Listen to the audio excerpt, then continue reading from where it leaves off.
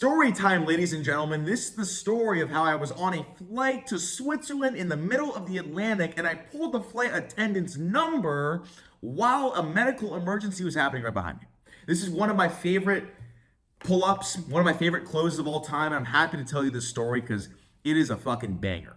So, I am flying to Switzerland from Miami.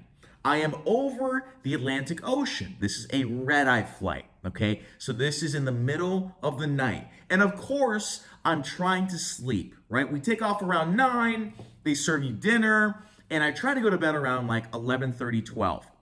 So I'm sleeping in my seat. Mind you, I paid for extra leg room, okay? So I have a wide area in front of me and around me.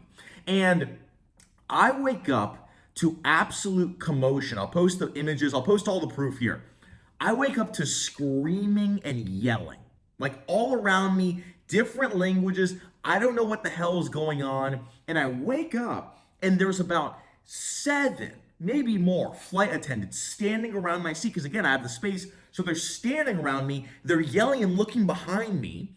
And I'm like, what on earth is going on? It turns out a woman, a row or two behind me, is going into like cardiac arrest and is basically like dying on the spot, okay? And to fast forward here, no one died. She's completely okay. Don't worry, okay? But she's like dying behind me or something. And so I wake up, I'm getting my bearings. I look on the map on some other guy's seat because of the screen. I look on the map. We were smack dab in the middle of the ocean, like in the middle of the ocean. I'm like, well, there's no chance we're going anywhere. like we're gonna have to see this through. We can't divert or land anywhere. And so it's the middle of the night. I wake up. I'm disgruntled. I mean, you'll see the picture. And people are just screaming different languages around me. You have some dude being a translator for like this different language and like all this shit's happening. Okay, so I wake up and there's a cute girl. I wake up and I'm like, you know what? If I'm gonna ask anybody what the fuck's going on, it's gonna be her, right? And so I wake up. I look just insane. My hoodie's on, like my fucking shoes are off, whatever. And I start talking to this flight attendant. And I'm like, what's going on? What's happening? What's the deal here? And she's like, someone's like, their heart rate's dropping. They're having a medical emergency. Like, we're trying to give them medicine. Because, of course, if I'm going to figure out what's going on, I'm going to talk to the cute one, right? So I'm talking to the cute one, and I'm building more rapport. I do what I called my indirect context-based approach, which is basically just starting a conversation based on the situation, the environment, not leading directly, not being like, you're very cute. Like, what's your name? I hate doing that. I don't teach it. I don't preach it. I don't do it. So I'm talking to her and I'm just like, we're building more rapport. What's going on? What's happening? What's the situation? What are we giving her? Did she eat something? Was it an allergy? Etc. Now, a couple minutes go by of us talking. Okay, there's still commotion. There's still yelling. And I grab my phone because I'm like, I don't know if I'll ever see this girl again. Right? I'm not a big component of the long game. I'll see her later, whatever. No, like if I'm in conversation, I'm pulling up. So I grab my phone and I'm like, what's your Instagram?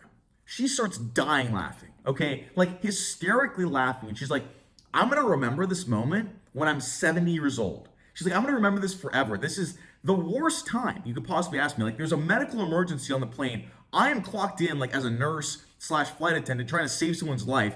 And you're asking for my Instagram. It was so funny. She's dying laughing. We're laughing. And they're screaming behind us. It was like out of a rom-com, okay? And she goes, I can't give it to you now. Like, I'm going to get fired. I'm like, fine. I guess save her life. If you have to. Obviously kidding. So, about 5-10 minutes pass. Lady's fine. Everybody disperses, okay? I'm obviously awake now. So I'm just watching a movie. About 20 minutes goes by. She comes into my section again. She walks by me, slips me her Instagram on a note, and keeps walking, giggling. It was the funniest fucking moment of all time. Everybody's asleep around me. It's like 2 a.m, and she comes back with the Instagram on the note and hands it to me. And so what is the lesson of this story? The biggest lesson is the boldness, the courage. You have to get over the mental hurdles and limiting beliefs that you have in your mind that you can't approach women, you can't do it here, you can't do it there. Someone's dying behind me in the middle of the Atlantic Ocean. I'm like, give me your fucking Instagram, woman. I want you right now. And she loved it.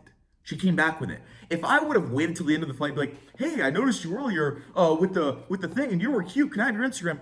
Gay, dumb, boring doesn't work. It works because I was bold. It works because I didn't care. It works because I'm willing to do things no one else is willing to do. That boldness, that courage, that masculine testosterone of not giving a shit is why she was into me. It's why she gave me the Instagram. It's why I had no problem doing that, because I don't give a shit. I'm bold. Like, you see that video of Arnold when he's like smoking a stogie? That's what you got to be as a man. You can't play the long game. You can't wait. You can't do any of this stuff.